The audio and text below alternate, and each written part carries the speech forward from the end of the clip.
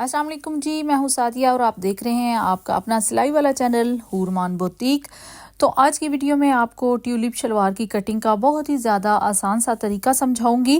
Tulip cutting करने के बहुत सारे तरीके हैं, लेकिन ये वाला तरीका इतना आसान है कि जो बिगनर्स हैं वो भी आसानी से बना लेंगी। तो जो कपड़े की फोल्डिंग है वो हमने इस तरह से त्रिकोण वाली बना लेनी है, यानी ट्रायंगल में इसको फोल्ड कर लीजिए। डबल फोल्ड कपड़ा था तो उसको मैंने ट्रायंगल में फोल्ड कर लिया है। अब यहाँ पे एक साइज़ आप ले लीजिए, जो भी आप बनाना चाह रही हैं, जितना भी आपका साइज़ आ रहा है उससे आपने 1 इंच कम करके रख देना है, क्योंकि ऊपर हमने बेल्ट डालनी है। तो आप 1 इंच कम कर लीजिए। तो यहाँ पे ये देखिए, इस तरह से आपने सीधी लाइन पहले तो नीचे तिकोन वाली जो साइड है वहाँ पे लगा लेनी है, और फिर हल्की सी गोलाई आपने कर लेनी है खुली साइड की तरफ, और फिर आपने लेंथ ले लेनी है जितनी आपकी लेंथ आ रही थी। ठीक है, याद रखिएगा जितना साइज था उसमें से मैंने 1 इंच सिर्फ कम किया है। ठीक है, और पूरा वही साइज ले रही हूँ। और उसके बाद आपने नीचे जो सीधी लाइन ड्रॉ की है वहाँ से आपने साइज लेना शुरू करना है। सारी साइड्स पे आपने इस तरह से निशान लगाते जाना है लेंथ में, और फिर इस तरह से राउंड आपने शेप दे लेनी है ऊपर की तरफ। ठीक है, जो गोलाई की तरफ आ रही है। अब उसके बाद आपने नीचे जो हमने गोलाई वाली शेप दी थी, यानी पाइंचे के लिए ये शेप होती है, तो इसकी हमने इस तरह से कटिंग कर लेनी है। थोड़ी सी शेप दे के कटिंग कर लीजिए और फिर ऊपर से सीधी कटिंग कर लें इस तरह से। अब यहाँ से भी गोलाई वाली साइड से भी आप कटिंग कर लीजिए।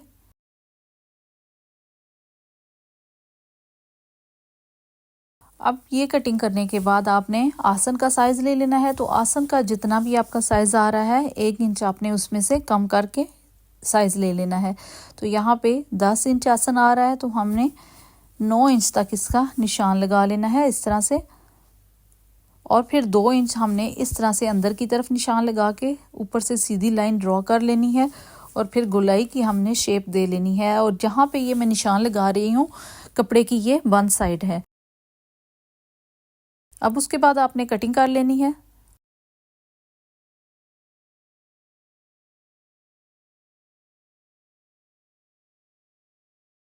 अब यहाँ पे ट्यूलिप की हमने ऑलमोस्ट कटिंग कर ली है।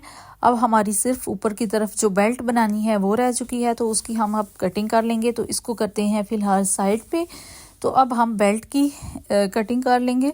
तो बेल्ट का साइज़ लेने के लिए आपने अपनी कमर का साइज़ ले लेना है, या यहाँ से ले लेना है जहाँ पे इलास्टिक होता है। जैसे मैं साइज़ ले रही हूँ, तो जितना भी आपका इलास्टिक का साइज़ आ रहा है या आपकी कमर का साइज़ आ रहा है, उससे आपने 2 या 3 इंच एक्स्ट्रा करके बेल्ट का साइज़ ले लेना है। तो यहाँ पे 8 इंच तक इलास्टिक का साइज़ आ रहा था, मैंने 2 इंच इसको एक्स्ट्रा करके साइज़ ले लिया है, यानी 10 इंच तक इसकी लेंथ हो गई है बेल्ट की। और यहाँ पे ये जो चौड़ाई मैं ले रही हूँ ये 3 इंच तक मैंने रखी है बेल्ट की, और फिर 10 इंच तक जो लेंथ थी वो रख के मैंने साइज़ ले लिया है।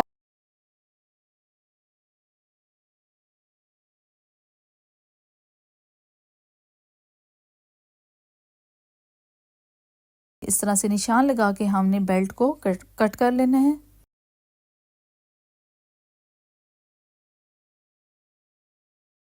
अब यहाँ पे ये देखिए बेल्ट की कटिंग हो चुकी है। तो अब आपने स्टिच इसको कैसे करना है ये सारा तरीका भी मैं आपको समझा देती हूँ। जो रह जाएगा इंशाल्लाह वो आपको नेक्स्ट वीडियो में मैं आपको समझा दूंगी। ये देखिए, बेल्ट को ऊपर से आपने जोड़ लेना है, नेफा वगैरह बना लेना है। उसके बाद दोनों आसन आपने इस तरह से जोड़ लेने हैं।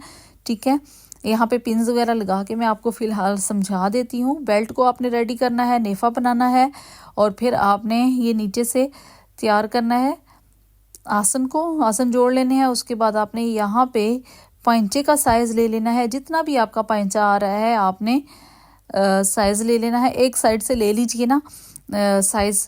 ये देखिए, जिस तरह से मैंने एक साइड से लिया है 3 इंच लिया है, और दूसरी साइड से भी इसी तरह 3 इंच लेके, यानी टोटल 6 इंच का ये पाइंचा बनेगा।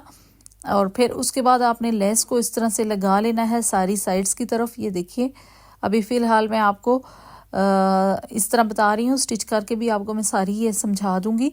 ये देखिए, इस तरह से ये ट्यूलिप शलवार तैयार होती है। लेस इस तरह से हमारी लग जाएगी। पाइंचे का साइज़ आपने अपने हिसाब से कर लेना है। और यहाँ पे ये देखिए, ये जो साइड की तरफ आती है ना, यहाँ पे 2 इंच का बेल्ट को इस तरह से फोल्ड करते हैं। ये इस तरह करके सिलाई लगी होती है, लेस लगी होती है 2 इंच का। इस तरह से कपड़ा फोल्ड करते हैं और इसको यहाँ से स्टार्ट लेते हैं बेल्ट के कॉर्नर से, और फिर आगे चुन्नट वगैरह आ जाती है। फिर इसी तरह दूसरी साइड की तरफ भी।